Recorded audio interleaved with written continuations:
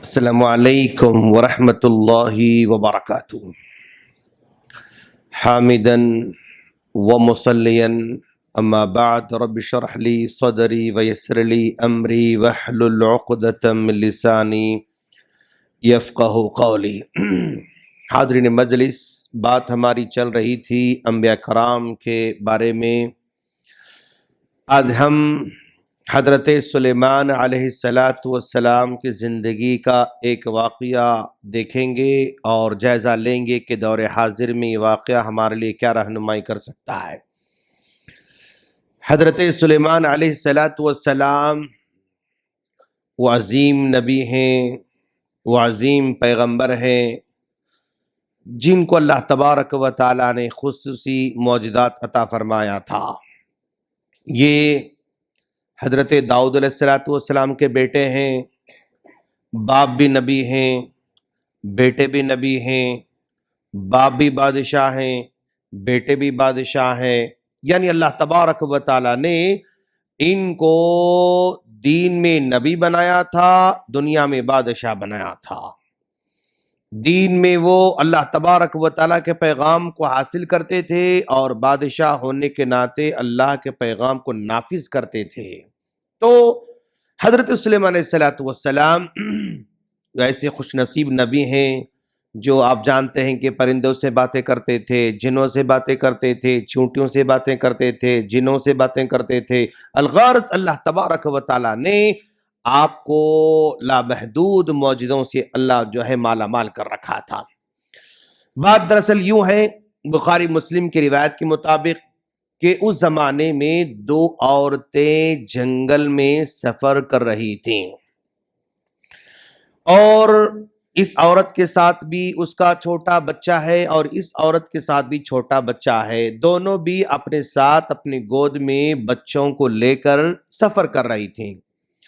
سفر کرتے کرتے کرتے کرتے جب راستے میں پیاس لگ جاتی ہے اور وہ پانی تلاش کرنا چاہتی ہیں تو ساتھ میں بچوں کو لے کر پانی تلاش کرنا ان کے مشکل نظر آتا ہے، تو وہ دونوں نے ایک جھاڑ کے نیچے اپنے بچوں کو لٹا دیا اور یہاں پر آس پاس میں پانی تلاش کرنا شروع کر دیا۔ جب پانی تلاش کیا، پانی مل گیا اور پانی لے کر واپس لوٹ کر آتی ہیں تو ان دو بچوں میں سے ایک بچہ غائب تھا، یعنی اس کو بھیڑیا لے کر چلا گیا تھا۔ جب ایک بچے کو ان دونوں عورتوں نے دیکھا تو اس میں سے ایک بڑی عورت تھی، ایک چھوٹی عورت تھی۔ ان دونوں نے دعویٰ کیا کہ یہ میرا بیٹا ہے اور یہ کہہ رہی کہ میرا بیٹا ہے۔ یہ کہہ رہی کہ تمہارے بیٹے کو بھیڑیا لے کر گیا ہے اور وہ کہہ رہی کہ تمہارے بیٹے کو بھیڑیا لے کر گیا ہے، یہ بیٹا میرا ہے۔ اس طرح دونوں کے دونوں آپس میں اختلاف کر جاتے ہیں اور اختلاف کرنے کے بعد اپنے مسئلے کو لے کر جاتی ہیں حضرت داؤد علیہ السلام کے پاس۔ حضرت داؤد علیہ السلام کے پاس جب جاتی ہیں تو جو بڑی عورت تھی وہ اپنی چرب زبانی کی وجہ سے اس کا پلڑا بھاری نظر آ رہا ہے، اس کی باتوں سے سمجھ میں آ رہا ہے کہ یہ بچہ اس عورت کا ہے۔ تو حضرت داؤد علیہ السلام نے فیصلہ کر دیا کہ یہ لڑکا اس عورت کا ہے، لیکن دوسری عورت نے اعتراض کیا کہ نہیں، یہ فیصلہ صحیح نہیں ہے، مناسب نہیں ہے۔ چنانچہ حضرت سلیمان علیہ السلام جو ان کے بیٹے ان کے پاس پہنچ جاتے ہیں، دونوں کے دونوں مل کر۔ تو حضرت سلیمان علیہ السلام دونوں عورتوں کو دیکھتے ہیں کہ بھی یہ بھی کہہ رہی کہ میرا بچہ ہے، یہ بھی کہہ رہی کہ میرا بچہ ہے، اور اس کی چرب زبانی سے تو سمجھ میں آ رہا ہے کہ بیٹا اس جو ہے یہ لڑکا جو ہے اس بڑی عورت کا ہے، لیکن آپ کا دل اس سے مطمئن نہیں ہو رہا تھا، آپ کا دل اس سے مطمئن نہیں ہو رہا تھا۔ تو انہوں نے سوچا کہ بھائی کیا کیا جائے کہ صحیح فیصلہ ہو۔ صرف جو ہے یعنی چرب زبانی کی وجہ سے، جھوٹے دلائل کی وجہ سے، مکار کی دلائل کی وجہ سے اگر میں فیصلہ کر دوں تو غلط فیصلہ ہو سکتا ہے، جیسا کہ آج ہو رہا ہے۔ آج جو جتنا غلط جو ہے دلائل لے کر آئے گا، جھوٹے دلائل لے کر آئے گا، الزامات لے کر آئے گا، وہ حج جج کے سامنے وہ جیت سکتا ہے۔ تو حضرت سلیمان علیہ السلام نے یہاں پر دلائل سے ہٹ کر ایک آپ نے نسخہ آزمایا۔ انہوں نے کہا کہ ایک کام کرو، تم بھی کہہ رہی ہو کہ تمہارا لڑکا ہے، تم بھی کہہ رہی کہ تمہارا لڑکا ہے، ایک کام کریں گے، جاؤ تلوار لے کر آؤ اور دونوں کے لیے میں آدھا آدھا کٹ کر کے جو ہے تقسیم کر دوں گا، تم کو آدھا دے دوں گا، تم کو آدھا دوں گا، جا لاؤ تلوار لے کر آؤ۔ تو جیسے ہی تلوار لانے کی بات آئی اور بچے کو دو حصوں میں تقسیم کرنے کی بات آئی تو چھوٹی اس عورت نے کہا کہ ٹھیک ہے دے دو، اسی کے حوالے کر دو، اگر کٹ کر دیں گے تو میرا بیٹا ختم ہو جائے گا، اگر اس کے پاس چلائے تو ہو سکتا میرا بیٹا زندہ رہ جائے۔ تو اس طرح اس عورت نے یعنی اس کو دینے کے لیے کہا اور یہ عورت ہاں ٹھیک ہے مجھے دے دو کہہ رہی تھی۔ تب حضرت سلیمان علیہ السلام کو سمجھ میں آیا کہ اصلی ماں جو ہوتی نا اس کو درد ہوتا ہے میرا بیٹا مرنا نہیں، میرا بیٹا میرے پاس ہو، کسی کے پاس ہو، زندہ رہنا بس ہے۔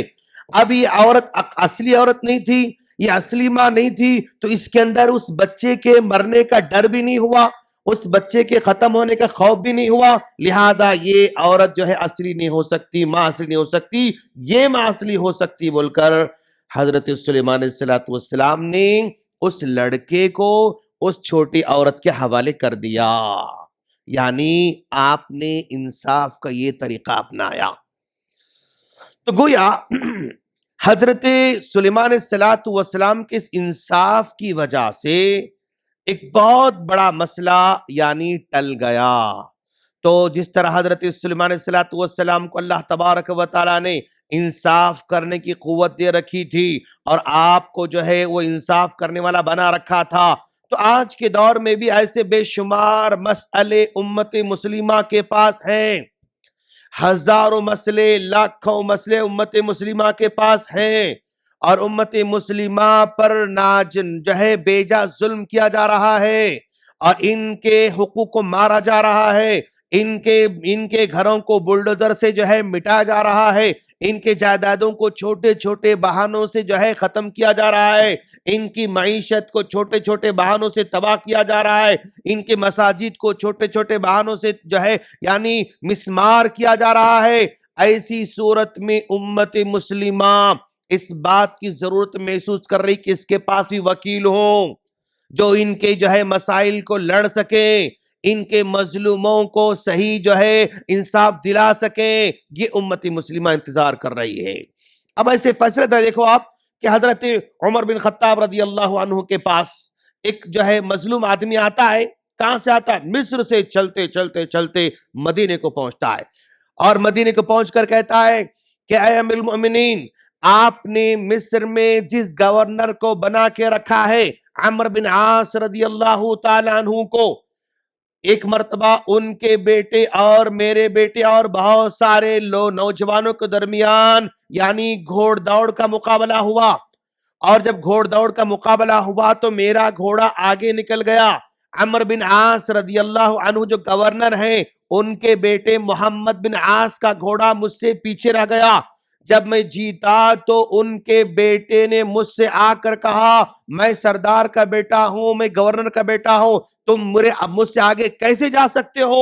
اس نے مجھے کوڑا مارا، صرف اس وجہ سے کہ وہ گورنر کا بیٹا ہے اور میں اس سے آگے نہیں جا سکتا، جیتنا ہے تو وہی جیتنا ہے، میں جیت نہیں سکتا، اس نے میری پیٹھ پر کوڑا مارا۔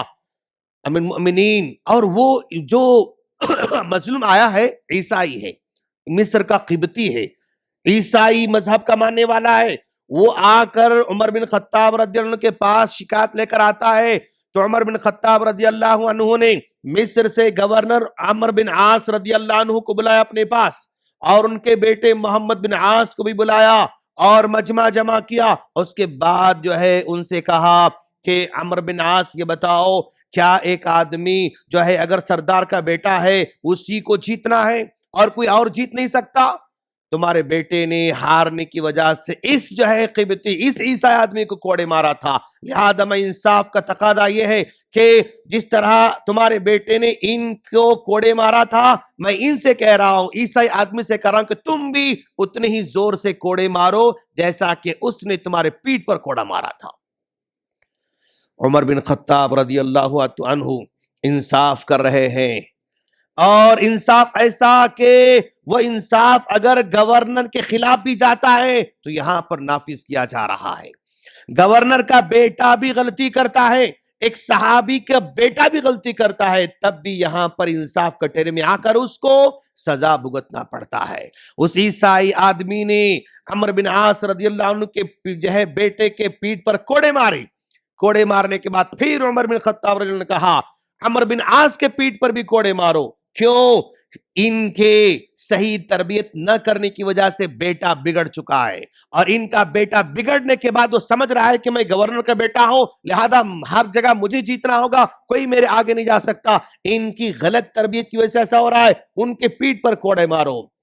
تو اس آدمی نے کہا کہ امیر المؤمنین میں نہیں مار سکتا، کیونکہ ان کا قصور مجھے نہیں لگ رہا ہے، مجھے اس نے مارا، میں نے اس کا بدلہ لے لیا، لیکن اس کی باپ کو مارنا یہ میرے لیے درست نہیں، میں اس کو معاف کر کے چھوڑ دیتا ہوں۔ تو اسلامی تاریخ کا سنہرا فیصلہ بتاتا ہے کہ بھائی یہاں پر ایک آدمی بڑے گورنر کا بیٹا بھی غلطی کرتا ہے تو اس کو سزا ملنے والی ہے، لیکن دور حاضر میں کون سے لیڈر کو سزا ملتی ہے؟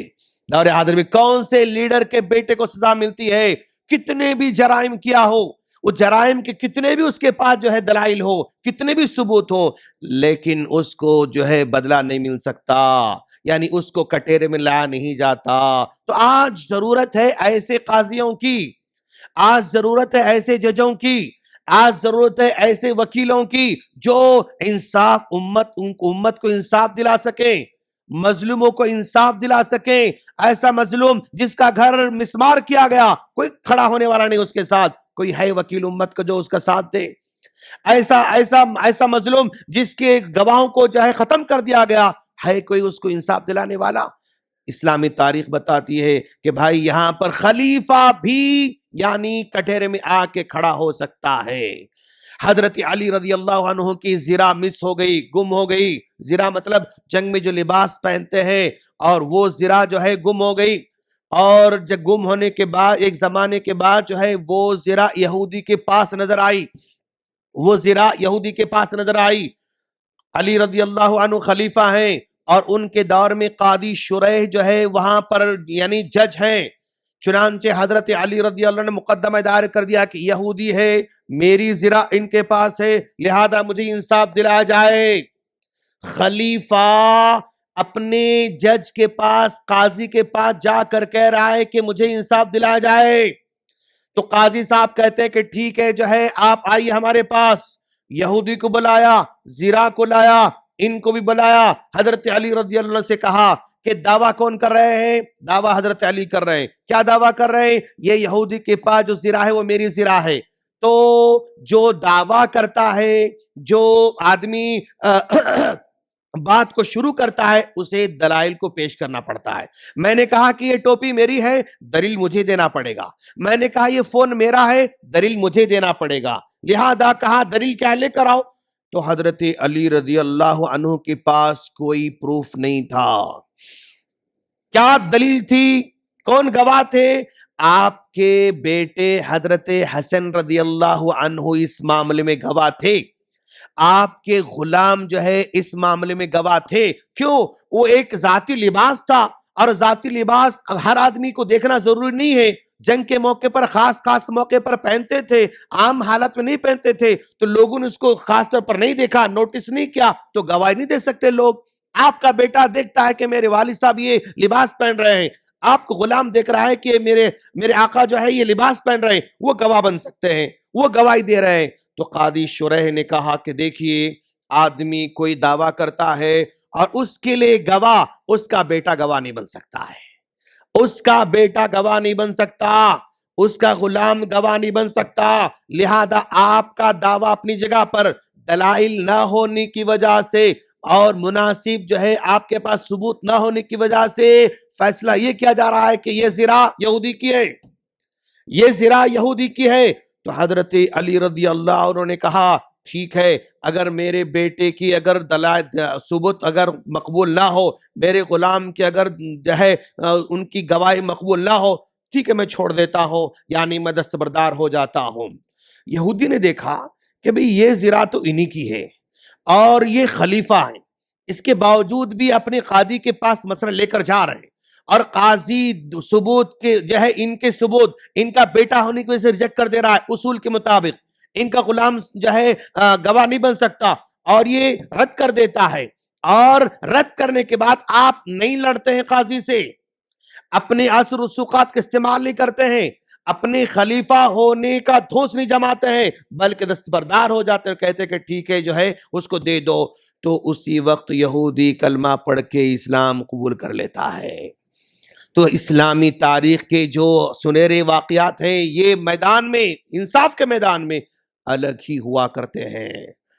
یعنی یہاں پر کتنا بھی بڑا آدمی ہو، اگر جرم کرتا ہے تو کٹہرے میں لایا جائے گا، ثبوت ہے ایکسپٹ کیا جائے گا، دلائل نہیں ہے تو ایکسپٹ نہیں کیا جائے گا۔ تو آج کے دور میں امت مسلمہ کو ایسے وکیلوں کی ضرورت ہے، ایسے ججوں کی ضرورت ہے جو مظلوموں کو انصاف دلا سکیں۔ وہ مظلوم ایک نوجوان ہو سکتا ہے، بے گناہ نوجوان ہو سکتا ہے، وہ مظلوم بے گناہ عورت ہو سکتی ہے، وہ مظلوم ادارہ ہو سکتا ہے، وہ مظلوم کوئی مسجد ہو سکتی ہے، وہ مظلوم کوئی مدرسہ ہو سکتا ہے، وہ مظلوم کوئی بھی ہو سکتا ہے، مسلم غیر مسلم کوئی مظلوم ہو سکتا ہے۔ اس مظلوم کو انصاف دلانے والے آج وکیلوں کی ضرورت ہے۔ آج امت مسلمہ جہاں ڈاکٹرز پیدا کر رہی ہے، اسی تعداد میں وکیلوں کو پیدا کرنے کی ضرورت ہے۔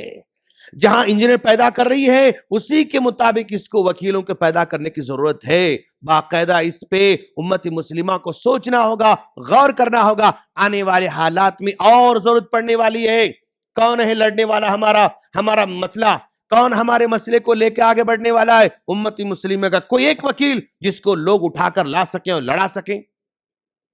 بے شمار وکیل ہوں گے، ہیں بھی، لیکن ان کو جتنا تربیت دینا ہے، جتنا ان کو اخلاقی طور پر آگے بڑھانا ہے، ٹریننگ دینا ہے، شاید اس قدر نہیں ہو رہا ہے۔ اس لیے قدم قدم پہ غیر مسلم جو ہے وکیلوں کو لینا پڑتا ہے۔ ٹھیک ہے، وہ لوگ بھی انصاف پسند ہیں، ایسا نہیں ہے کہ ٹوٹلی آج انصاف ختم ہو چکا، نہیں، غیر مسلم وکیلوں کے پاس بھی آج ضمیر زندہ ہے، غیر مسلم ججوں کے پاس بھی ضمیر زندہ ہے۔